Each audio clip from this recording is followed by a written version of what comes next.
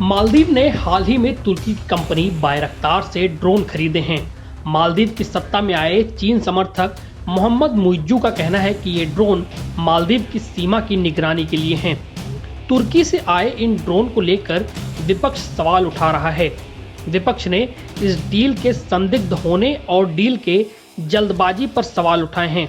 अब मोहम्मद मुइज्जू ने इस पर सफाई दी है।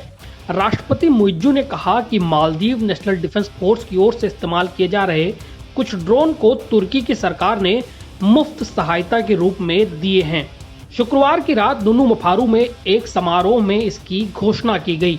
ड्रोन को लेकर यह खुलासा उन्होंने तब किया है जब इसे लेकर किए गए समझौते से जुड़ी जानकारी सरकार ने देने से मना कर दिया था।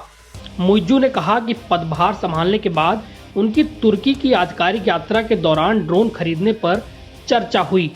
उन्होंने इस दौरान तुर्की के राष्ट्रपति रेसिप तैयप एर्दोगन को धन्यवाद दिया। एर्दोगन की तारीफ करते हुए उन्होंने कहा, जिम्मेदारी संभालने के 2 हफ्ते से भी कम समय के बाद उन्होंने मुझे देश के दौरे के लिए बुलाया और गर्मजोशी से स्वागत किया। मुइज्जू ने कहा, आज हमारे पास ड्रोन एर्दोगन का इस ओर ध्यान देने के कारण है। कुल कितने ड्रोन मालदीव को मिले हैं इसकी सटीक जानकारी नहीं है, लेकिन अभी सिर्फ 3 ड्रोन को इस्तेमाल में लिया जाएगा। भविष्य में बाकी ड्रोन का इस्तेमाल होगा।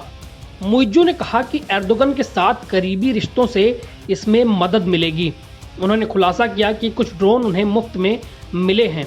मुइज्जू ने कहा, मुझे ये बताते हुए गर्व हो रहा है कि इनमें से कई उपकरण दोनों देशों के करीबी संबंधों के कारण मुफ्त में मिले हैं।